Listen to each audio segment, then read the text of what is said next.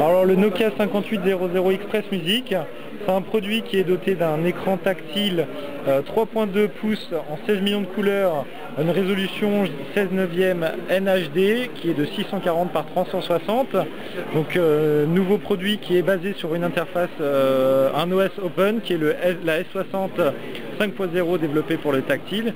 C'est un produit, bien sûr, un produit qui est doté d'un appareil photo 3,2 mégapixels autofocus, Optical Zeiss, d'un jack 3.5 directement natif pour n'importe quel type de casque audio et qui fait également TV out. Le produit est 3G+, donc HSDPA, il est également Wi-Fi, il est doté d'un port de carte micro SD. La carte micro SD qui sera intégrée par défaut, c'est une 8 Go. En termes d'interface, donc on a, alors c'est toujours un produit qui est en phase de développement. Pour vous montrer la bêta, on a aussi un produit qui est GPS, livré avec Nokia Maps.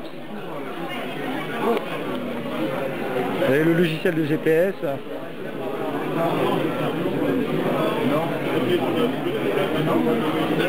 Et la navigation vocale. Il y a tous les POI, les cartes, la carte de France est préchargée et toutes les cartes chez Nokia sont accessibles via notre site internet. Bien évidemment, on a toute une série d'applications. Je vais vous montrer une petite vidéo. On a un accéléromètre avec le terminal. Voilà, si vous switchez à... Voilà, ça veut...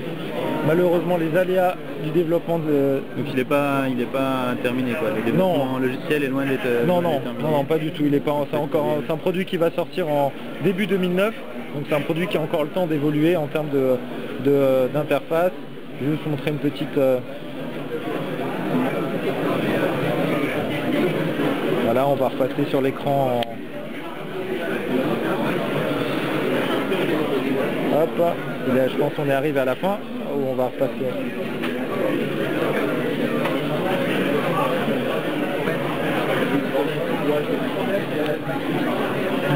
Pas mal.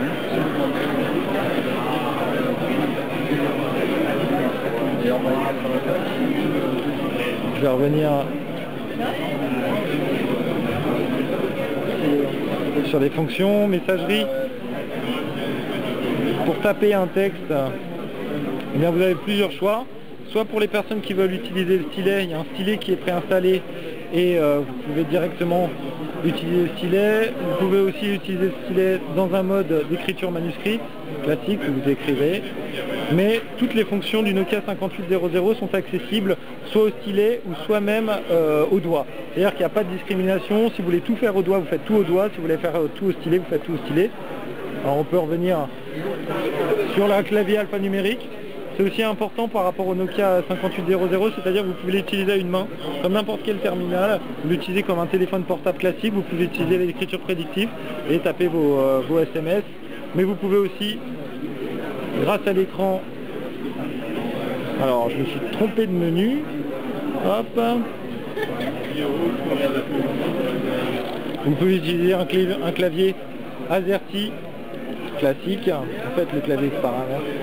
J'ai input de doigt, c'est-à-dire quand vous appuyez, vous avez l'impression d'appuyer, il y a une sensation tactile et en plus vous avez une vibration. Donc vous sentez que vous validez c'est aussi ça le 5800, c'est un produit qui est très précis, très productif. C'est vrai que comparé aux autres claviers tactiles, de tous ceux que j'ai essayé là, c'est le seul où on appuie vraiment que sur une touche à la fois, quoi. Les autres on a vite fait d'appuyer sur deux touches. Vous pouvez ajouter photo, clip vidéo. Alors excusez-moi, l'accéléromètre n'est pas encore totalement bien paramétré, très intuitif. Vous pouvez, le produit il sera compatible avec Mail for Exchange, donc push mail, vous pourrez l'utiliser en mail. Et puis de toute façon vous avez un paramétrage de boîte mail simplifié. Donc vous avez qu'à rentrer votre adresse email plus le password et il paramètre automatiquement l'adresse. Les paramètres, exactement. Etc. Vous avez un browser internet assez performant, on va aller taper une adresse. Allons voir dans cette période les échos. Pardon, j'ai fait une petite bêtise. Avec la lumière, c'est un peu compliqué. Et sur les échos, et on va aller Non. Avec l'orientation de l'appareil photo, j'ai un peu de...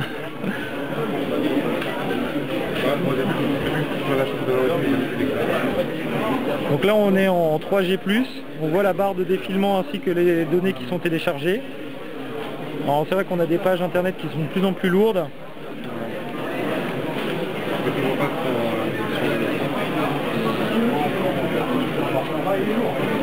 Donc voilà, on a un player, du moins on a un browser qui intègre le player flash. Donc si vous allez sur YouTube ou Dailymotion, vous pouvez directement streamer les vidéos, il n'y a aucun souci. Vous pouvez bien évidemment passer en plein écran.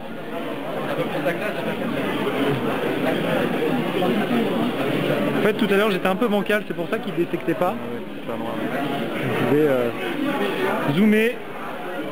Hop, on va essayer de repasser en mode...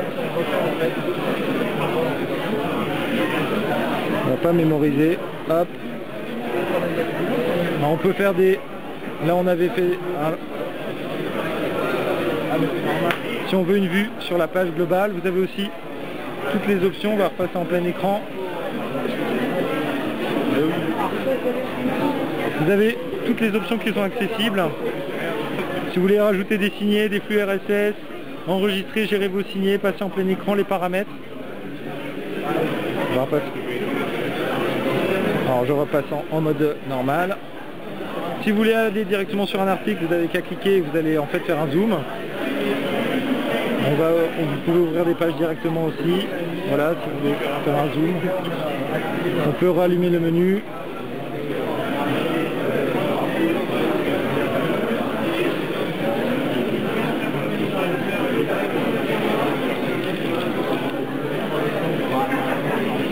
Et vous pouvez naviguer sur la page avec votre doigt.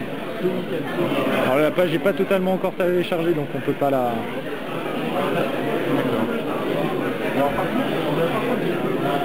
Et donc là on a le N96 qui est sorti il n'y a pas longtemps. Là on a un petit tactile qui va sortir bientôt. Avant le mélange entre les deux, entre guillemets, un haut de gamme tactile chez Nokia. Malheureusement je ne pourrais pas répondre à cette question. Et je vous invite à suivre nos conférences de presse. D'accord, ok. Alors la batterie est faite parce que c'est vrai qu'on l'a bien utilisé, mais en termes d'autonomie, on a un produit qui en conversation tient 9 heures et en lecture musique on a jusqu'à 35 heures. Donc c'est aussi une gestion de la batterie sur un produit tactile qui est assez bien joué. Petite interface aussi que je montrais tout à l'heure, c'est que vous pouvez choisir soit d'avoir les applications en lien direct sur la homepage du produit. Si vous voulez un lien direct vers le logiciel GPS Nokia Maps, ou si vous voulez un lien direct vers votre appareil photo, c'est totalement possible. Et on a aussi une nouvelle barre de contact en fait qui vous permet de ajouter des contacts. On va sélectionner un contact que j'ai déjà mis ou en rajouter un nouveau. Vous allez taper. Alors il est déjà dans ma barre de contact, c'est gênant. Ce qu'on va faire, c'est qu'on va regarder un peu ce que ça permet de faire. Voilà. Là on est dans les paramètres de la barre de contact. Vous pouvez ajouter des images et une chose qui est assez sympa, c'est que vous pouvez ajouter des flux RSS. C'est-à-dire que votre contact, s'il a un blog ou s'il est sur Facebook ou LinkedIn ou s'il a un compte YouTube, vous pouvez ajouter le flux RSS qui va bien. D'ailleurs soit vous allez sur le site et vous récupérez le flux RSS, ou soit vous le mettez directement par vous-même via le site. Et donc ça vous permet, après ensuite quand vous allez appuyer sur votre contact, de récupérer en fait les dernières informations sur le produit. Sinon vous pourrez revenir. Voilà, vous avez aussi le clavier classique, au moins le clavier alphanumérique pour pouvoir passer vos appels. La barre de contact, alors là j'ai simulé un contact. Donc le produit, il l'enregistre aussi en termes de vidéo. Donc vous avez l'appareil photo 3.2 mégapixels Carl Zeiss, l'optique, donc l'optique de qualité, flash BLED. En termes de vidéo, vous filmez en 640 par 480 en 30 images par seconde, donc en VGA. Vous avez, donc c'est un OS S60, donc vous pouvez ajouter des applications. Vous avez, comme sur tous les produits, l'ensemble de la suite S60. Je vais aller aussi dans la galerie, on va aller voir un peu comment ça se présente.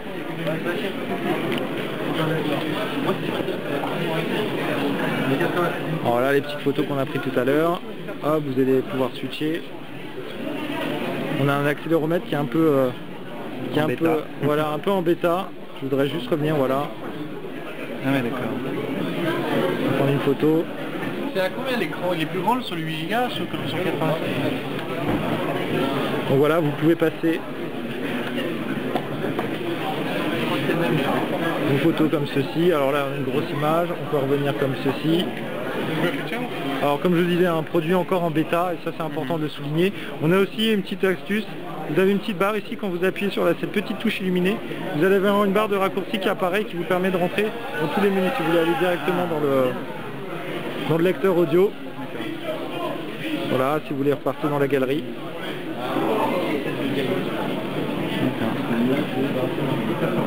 Voilà en quelques... Ok, bah merci.